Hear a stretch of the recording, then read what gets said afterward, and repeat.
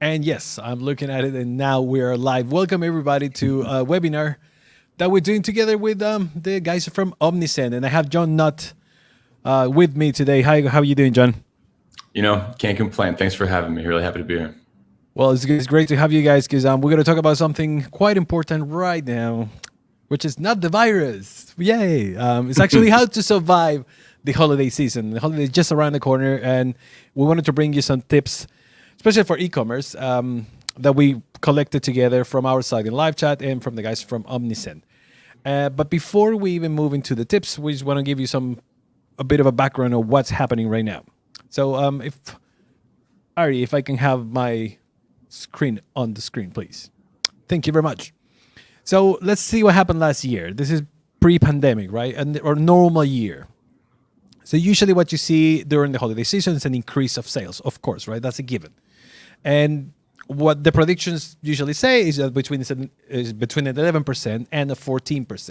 But last year we went even over that with a 14.6%.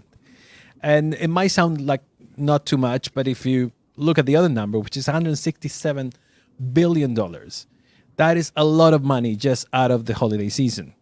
And if you look at the shoppers, 93.2 Black Friday, 83.3 million during Cyber Monday. And an interesting fact is during Cyber Monday last year, it was the largest online sales day in the US with $9.4 billion. So we're talking about a lot of money here. John, do you guys run any sort of holiday specials when the holiday comes, or? Holiday specials?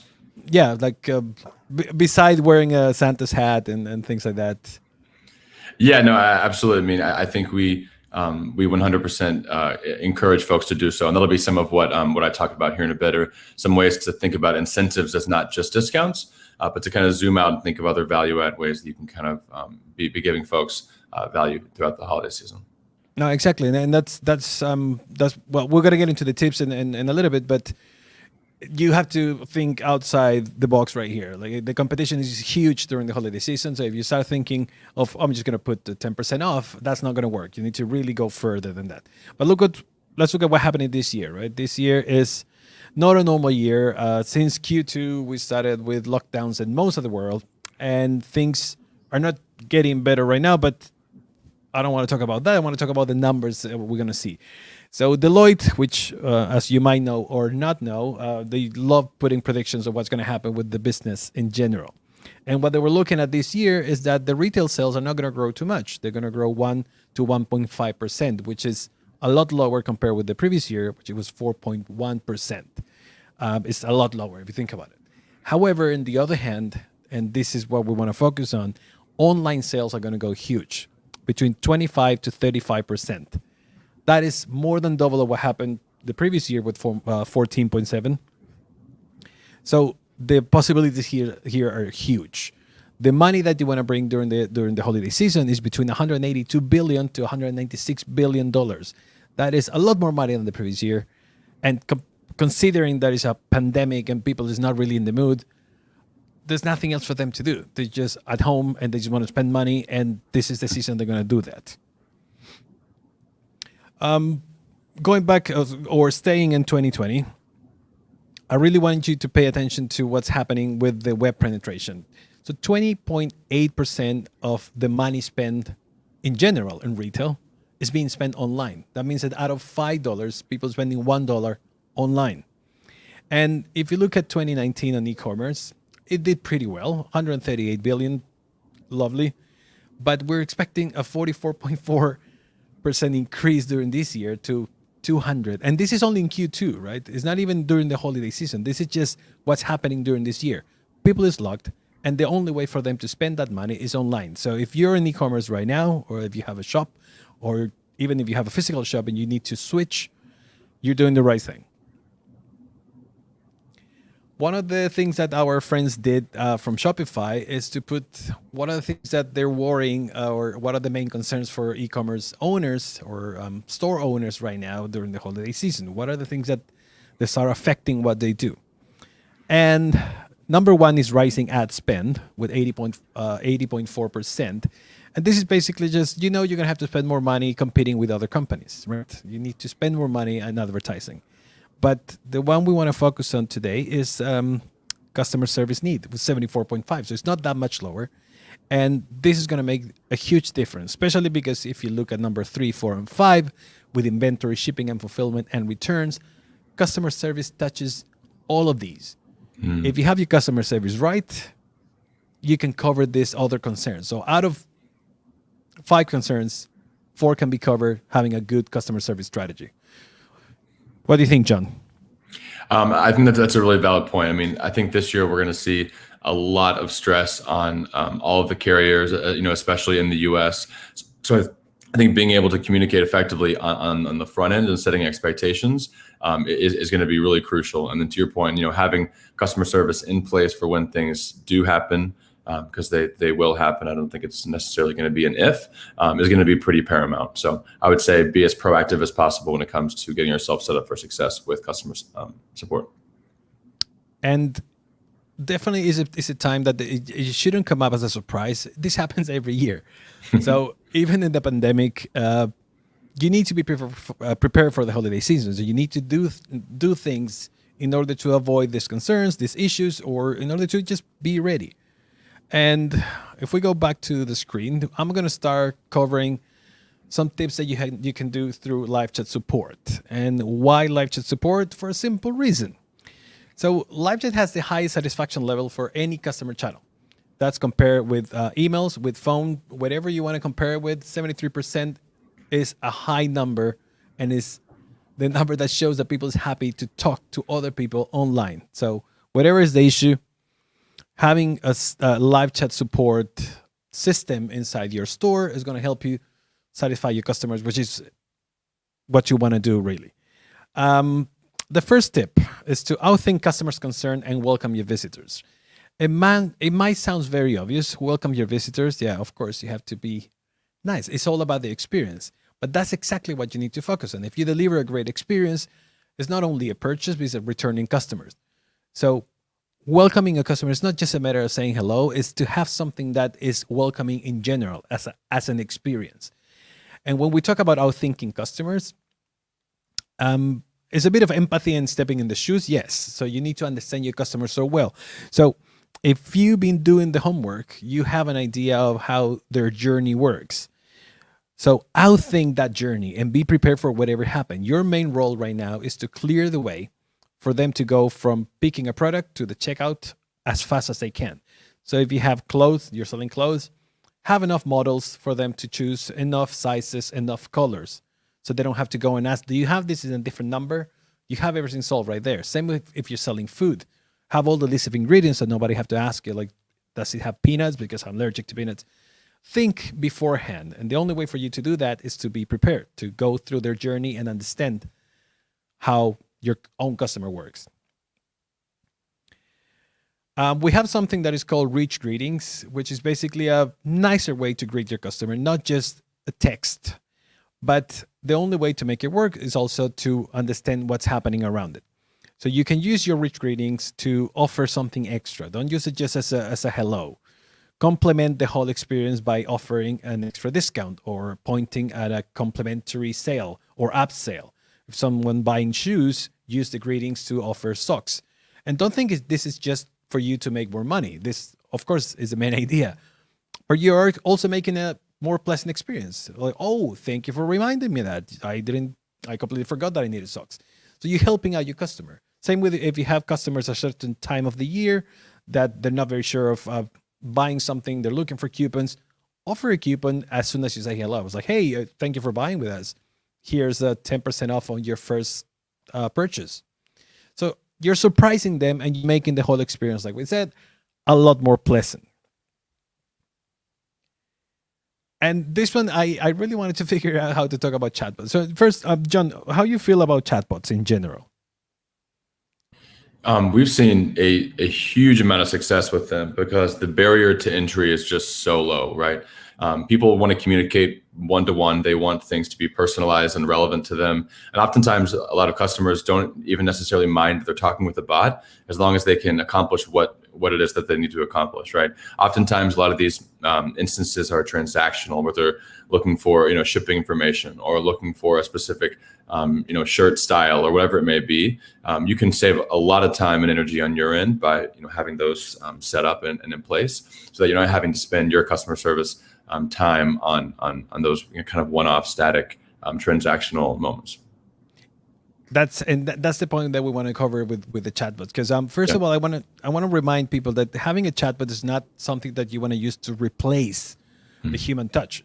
Having tools like a chatbot is supposed to help you connect with your customer. And even if, don't forget that people still want to talk to people, but the chatbot can make it easier, can help you make this whole connection between them before they reach the support an easier one, and even figure out if you really need support. So let me focus on the top things that you can do with a chatbot, right?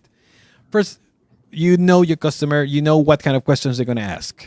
Have that set up before they get there. So when they get to talk to your chatbot will know what are the main things that they need to cover or they need to know.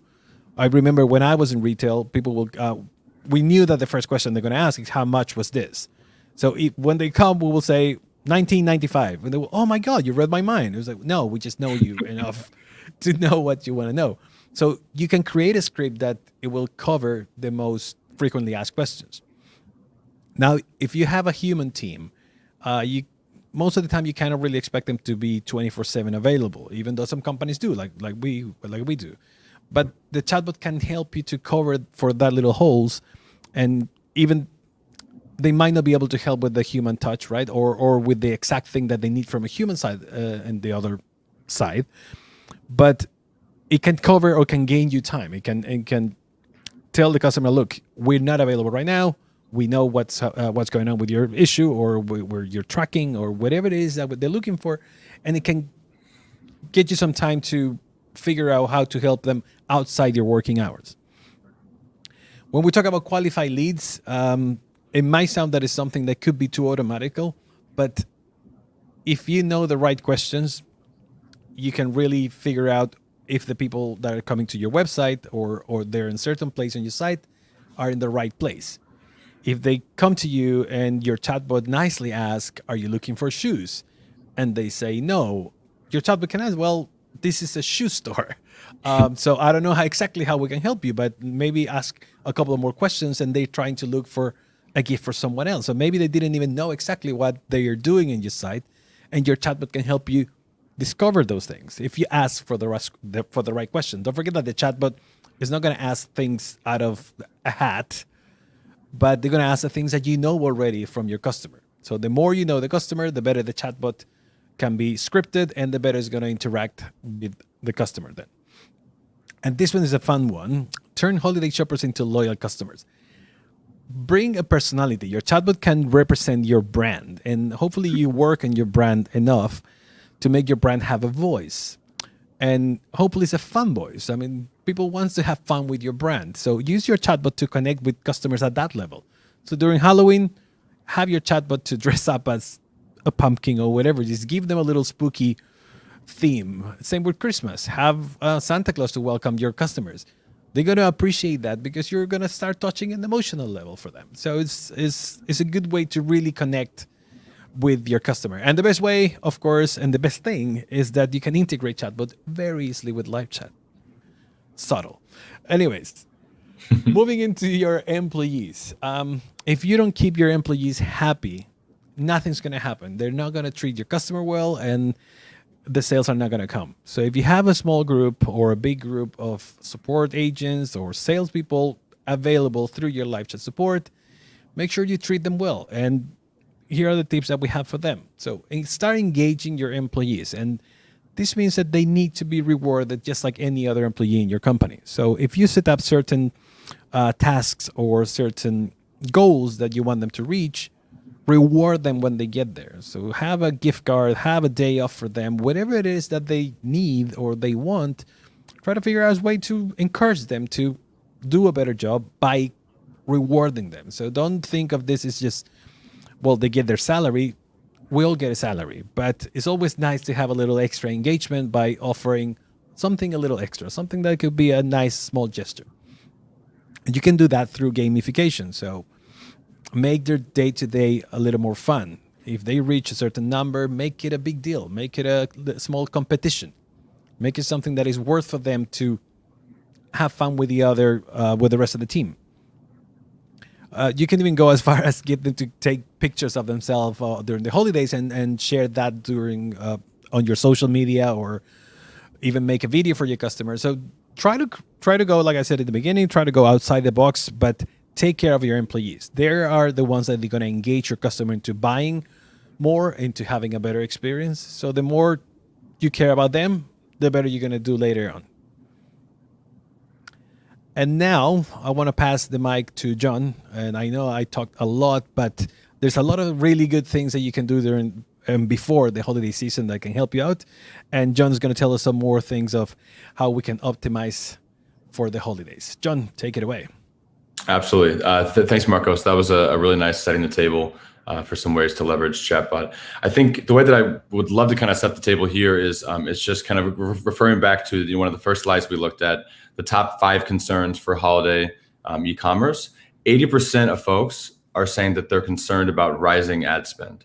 This is not new for us by any means, but we're seeing a trend in a more expensive direction, where these channels that folks have relied on for top of funnel acquisition are just getting more and more expensive, right? So now more than ever is the time to really invest in what you're doing from an owned marketing perspective. And by that I mean things like email, SMS, and push, right? You're owning the communications. You have all that customer data. That customer data is really, really powerful. So let's go ahead and dive into a few top of funnel stats here. This report just came out today, actually, so you're some of the first people to see this. But every quarter, we've been putting out a report from our own customer data of about 55,000 some odd clients of ours. And it looks across 3 different channels. So email, SMS, text, and push. And so we're seeing some pretty impressive stats that I think do a really good job of highlighting the increase in opportunity here. So 7.66%, and then 34.4% in terms of the conversion rates per channel. So when I say promotional, that's anything that's going to be inside of a campaign, right? So we're seeing that 7% of the time you're able to convert folks from a campaign, but 34% of the time you're able to convert someone from an automation. That's a huge percentage that if you don't have certain key automations set up, odds are you're probably leaving some money on the table. So we'll talk in a second about cart abandonment, browse abandonment, and product abandonment. 98% lift in year-over-year SMS conversion rate. So this is a shift we've been seeing over the past 6 months to a year. This is not for every brand by any means. I think text is definitely still something that folks are getting more comfortable with. But as consumers get more and more comfortable, you can imagine, when's the last time someone texted you and you didn't open it within 3 to 5 minutes, right? It's a hugely successful channel for folks in terms of open rate. And we're seeing that it's actually growing in terms of being able to convert those folks year over year as well. And then lastly, 32% of email conversions are coming from automated messages. So those trigger points based on certain customer actions, yet they're only accounting for 2% of email sends. So you can see how much potency is inside of these automations that we get set up for brands, and just how important it is this year more than ever as we see online sales continuing to rise for folks to be able to capitalize on as well. That really 98% really blows my mind. That's a huge conversion rate. That's basically send one, get one. That's it. Well, no. So this is saying lift in year-over-year conversion. So they're converting almost 100% more than they were last year. But still, we're seeing some pretty interesting things across the board here. Here's a look at email open rates for this previous quarter, so the past 3 months for 2020. You can see that some of the really high performing open rates here are around post-purchase, browse abandonment, product abandonment, and then you have some more static things like birthday. So the 3 that I felt were most important to touch on here are the welcome email, cart abandonment, and then browse and product abandonment. The welcome email is such a success because you have folks that have navigated to your site, whether it was from word of mouth, a PPC campaign, an email, whatever it may have been. You have someone that's most likely engaging with your brand for a specific purpose. Maybe they're looking to buy something that you've just advertised to them in some other way, via whichever way they came through as a lead. And so this needs to be kind of a strong incentive that aligns with whatever holiday promotion strategy that you have built. So this is a highly active customer. and odds are you're going to be able to at least get them to open the email, and odds are that they might possibly convert as well. Cart abandonment. This is obviously a fairly large one. Folks put items into their cart. They get distracted. Life happens. Their kid is crying in the other room. Dog needs to go out, whatever it may be. They come back and they have to get back to work, or they have to get back to whatever it was that they're doing. They leave items in the cart, right? Oftentimes, if it was 5 years ago, you'd have to remember that you left items in the cart. You might go back. You might not. Pretty low opportunity there in terms of being able to convert that person. In 2020, what we're seeing a pretty high success rate with folks, not only just using cart abandonment via email, but also leveraging email and SMS together and doing multi-channel cart abandonment. We're seeing up to 7 times higher success rate with that whenever folks are able to do that 1-2 punch of SMS plus email. And then the third one that I'll mention is the browse and product abandonment. So this is, I'm browsing on the site, I get distracted, same scenario, or I'm browsing a specific product, I get distracted, same scenario. So for these in particular, you want to make sure that you're setting up automations for these high traffic items or categories. If you have 2 or 3 sellout products that are always consistently selling out, these are the kind of ones that you can convert just because it's such a popular item. Make sure you have those key automations set up prior to Black Friday so that you're not leaving money on the table by not being able to capitalize on that customer. And these are all stats from our report that was released today. All right, tip number 2, ways to optimize your holiday workflows. All right, broaden your incentive strategy. This is what I was talking about a little earlier, that incentive does not necessarily just mean discount. I think discount is obviously what folks think of most often in terms of what they're getting up at 5 a.m. and going to Best Buy. That used to be what Black Friday used to be. Now it's a little more online. Circuit City is no longer there. Best Buy is still holding on strong. But most often now, especially in a pandemic, folks are going to be shopping online, right? And while a discount is certainly going to be something that might get them to convert, there are other value adds that you can put into the mix that might be just as impactful. Being able to increase your offer in certain key automations. Let's say for the cart abandonment, you can add 10 or 15 additional % off. For the product abandonment, you could potentially add an additional amount off. That's certainly something to work. Creating stackable discounts, being able to not only use the store-wide discount or site-wide discount, but also something specific. And then lastly, setting a minimum spend to make sure that your AOV is to a point where you're comfortable with whatever discount it may be. Oftentimes, folks are more than willing to spend an extra $20 if they're able to access whatever discount it may be. So you can get fairly creative there. Here's an example here from Columbia in terms of that 50% off doorbuster, having that specific discount there. And that sounds huge, right? Like it might not be a lot, but when you say, wow, 50% off, that's that price. I want that. Yeah, 100%. And again, you're going to want to be careful with what you're discounting. Obviously, each business has its own margins. I'm not going to pretend to say one size fits all, but you certainly have a lot of wiggle room, especially when you're able to play with that average order value being a bit higher. If you do have that threshold for minimum spend to access whatever discount it may be. Beautiful. So this is a pretty big one I wanted to highlight. So again, this is from our email, SMS, and push marketing stats and trends report. Here is just a look at year over year trends as it compares to SMS click and conversion rates. So the green line is this year. The beige or taupe line, if you will, is 2019. So you can see here how the conversion, up 98% year over year in terms of folks that are more willing to convert from SMS as a channel. And in general, folks are more often or more open to clicking on these sort of advertisements in SMS as well.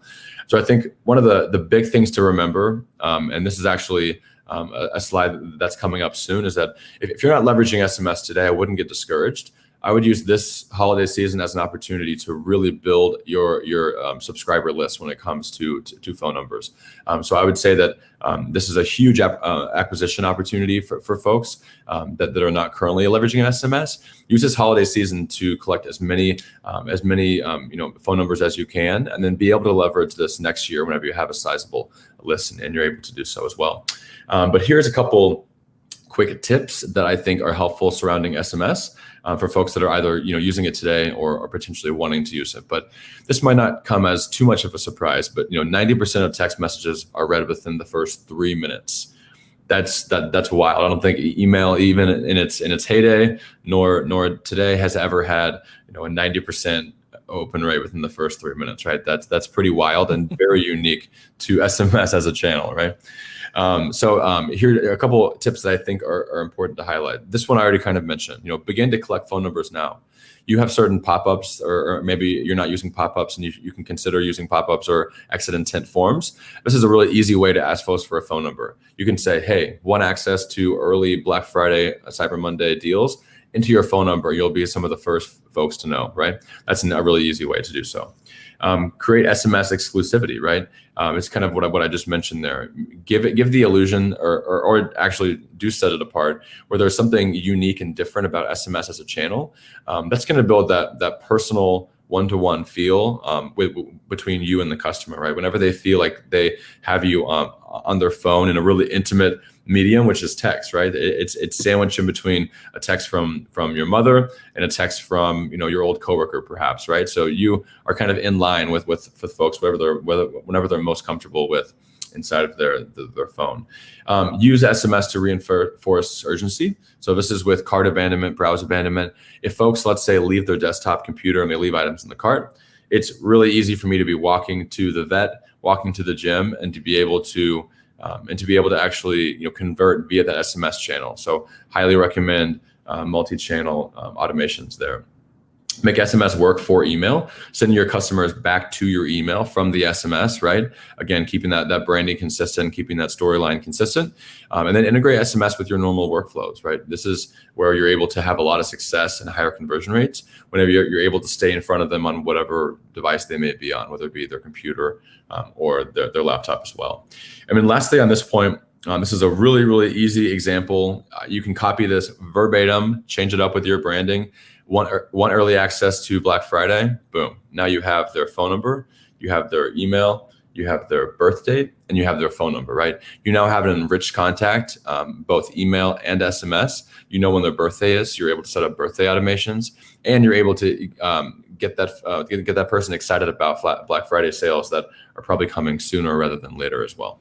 Yeah, I just wanted to notice what you said about SMS, because one of the we had a customer not too sure about SMS because it was very hard to track, right? But you mentioned something is key. Like if you remind them to go back to their email, then there is a way for companies to see, okay, my SMS, people's going back to their email, so it's working. And that way there is a way to track SMS. It doesn't get lost in dark social. Yeah, no, absolutely. I mean, and through reporting, you're able to see click-through rates, open rates, conversion rates, just as you are, with email as well. So SMS has come a long ways, in the past just 2 or 3 years, really, and is now a pretty viable channel that you're able to have data on, just as successfully as email as well. Totally.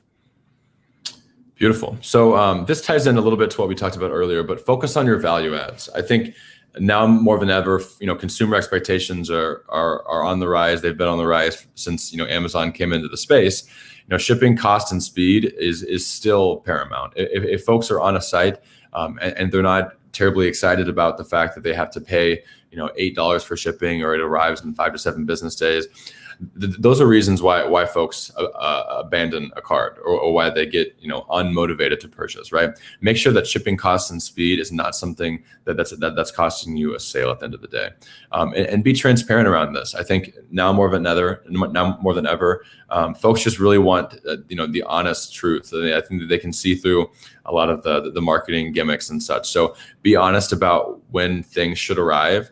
Don't let someone go 5 days thinking that, it should have been here 5 days ago. Use that opportunity as a chance to send a static transactional email to that customer and say, hey, your order is running a little bit late.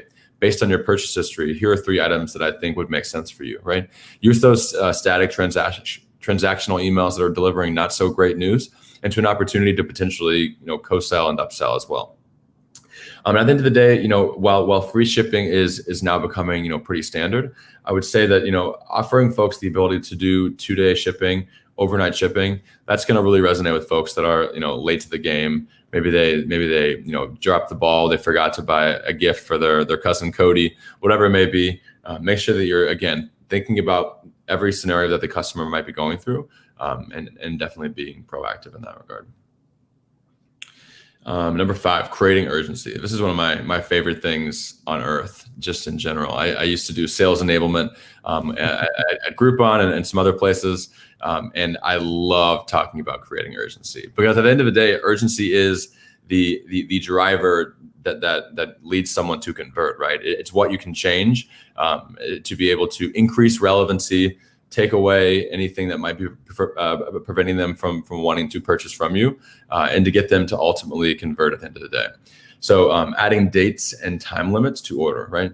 This sale only lasts 48 hours, only 24 units left of this coat, whatever it may be. Folks like to feel like they, got in at the buzzer, or they're a part of something that's ending. Anything you can do to create some urgency with dates and times, that's a really easy way to create some urgency. And you can see here, we've reserved your cart for the next 48 hours. If you have the possibility of doing something like this, like Society 6, that's a really easy way for folks to say, okay, I can sleep on it tonight, and if I want to go back and buy that painting tomorrow, it's still in the cart for me. It's been saved.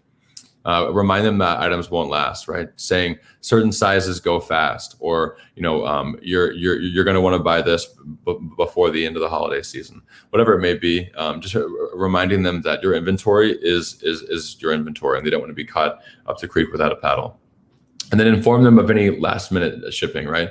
If you are offering things like next day, one day, maybe as it gets closer to the holiday season, to Black Friday, maybe advertise that, right? Maybe know that there are those voters out there, and be able to talk to that kind of a customer as well, because at the end of the day, there's still plenty of money on the line, even when it's coming down to the wire. All right, 2 more here. So number 6, adapt your flows for the holidays. I think this is a really big one. I think folks have a lot of success throughout the year, and they think, okay, well, everything that I've been doing has gotten me success throughout the year. We're growing 5%, 10% year over year. We're good to go. And I would say to that, there's probably certain things you can do to squeeze the most juice from the lemon. And here are 2 ways that I think are going to get you there. So shorten the delays between messages in your series. If you have, let's say, a 4 email welcome series normally over the span of, let's say, a week and a half, you need to know that eyeballs and wallets are only out for a certain time during the holidays. Maybe you think about shortening your welcome series from 8 days to maybe 4 or 5 days. And it might seem crazy, but this is what most brands are doing, is that they're shortening the time between messages in certain series. So again, if you're sending a cart abandonment series, instead of it being over 5 days, maybe make it over 2 or 3 days, right? Know that folks are out looking to purchase X, Y, and Z. Make sure you're staying in front of them as well. And frankly, if you only have maybe a one email welcome series or a 1 email cart abandonment series, consider adding on more messages to that for the holiday season. It doesn't hurt to test. Everyone is inundated with everything when it comes to holiday emails and SMS. So you'll be among quite a few others in terms of inbox space. So as much as you can to make sure that you're top of inbox and top of mind is going to pay dividends for you as well.